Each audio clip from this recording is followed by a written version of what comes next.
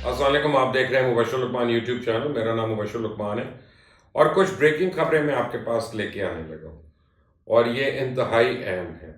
اور مجھے ابھی جو ہے وہ آپ سمجھے میری چڑیل جو ہے وہ پی ڈی ایم کا جو خفیہ ایک میٹنگ ہو رہی تھی وہاں اندر سے وہ ہو کے آئی ہے چڑیل اور اس نے مجھے یہ خبریں دی.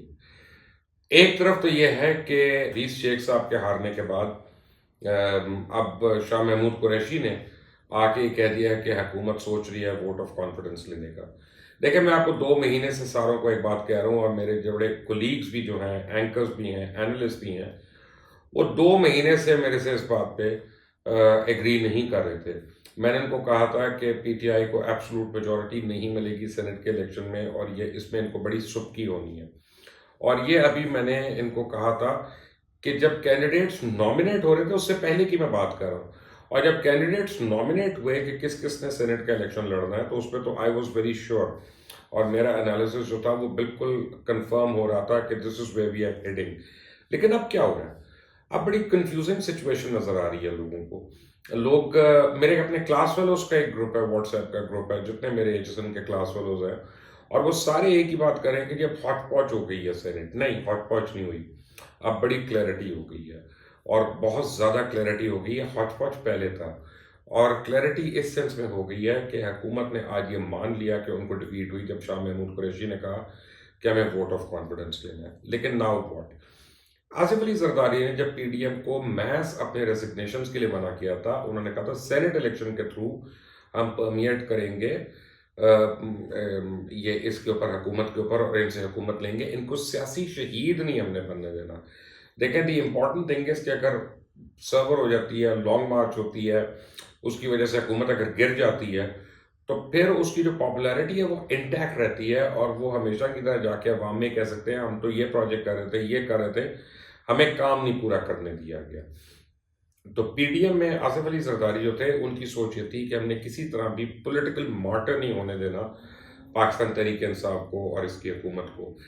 اب ہو کیا رہا ہے کہ وہ سینٹ پہ آ گئے. چیئرمین سینٹ جو ہے پی ڈی ایم اپنا الیکٹ کرائے گی کیونکہ انہوں نے اپنی جوائنٹ پاور آپ کو دکھا دی. یوسف رضا گیلانی جو ہیں وہ چیئرمین سینٹ ہوں گے.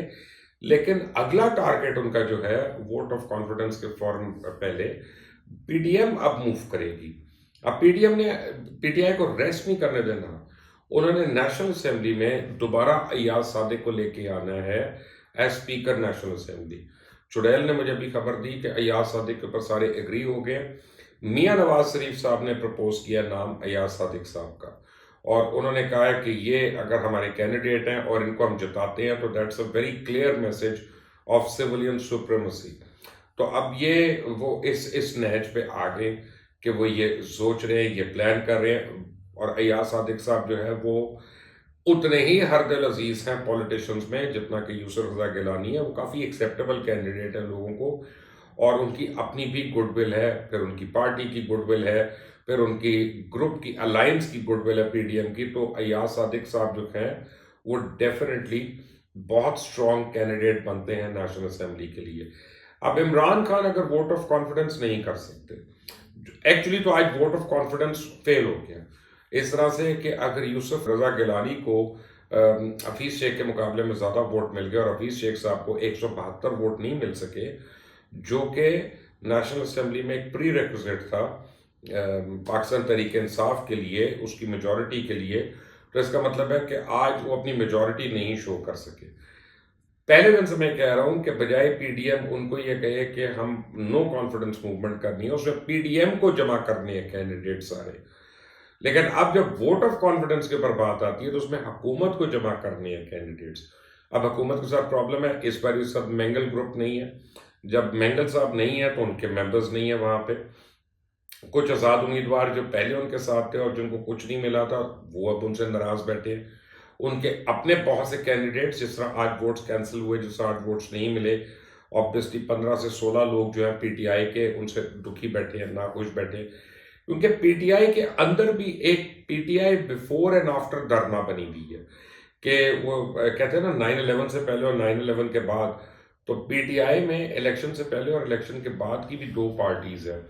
اس میں بہت سے ایسے لوگ ہیں جنہوں نے پی ٹی آئی کی اسٹرگل کے ٹائم پہ پی ٹی آئی کی مخالفت کی تھی اور وہ فصلی بٹیرے آگے پی ٹی آئی کے اندر، اور وہ پی ٹی آئی کے اوپر دودھ میں جھاگ کی طرح آگے اوپر، اور وزارتیں بھی ان کو مل گئیں، قلمدان بھی مل گئے، مشاورتیں بھی مل گئیں، ان کو پورٹ فولیوز بھی مل گئے، سب کچھ ہو گیا، باہر سے بڑے لوگ آ گئے سوٹ کیس لے لے کے. اب اس جسٹ ون ایگزامپل، لیکن 18-19 ایسے لوگ ہیں کہ جو آئے اور اس سسٹم کے بینیفیشری بن گئے، اور حکومت کو وہ جھونکتے رہے ایک نیور اینڈنگ لڑائی میں.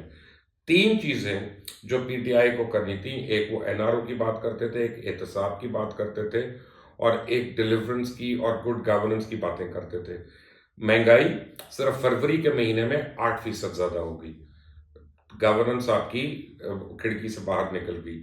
اس کے بعد احتساب، ایک بھی کیس نہیں پروو ہو سکا، احتساب آپ کا باہر ہو گیا. آج تو اسحاق ڈار صاحب کے اوپر بھی کیسز جو ہیں وہ بھی نیب نے بند کر دیے.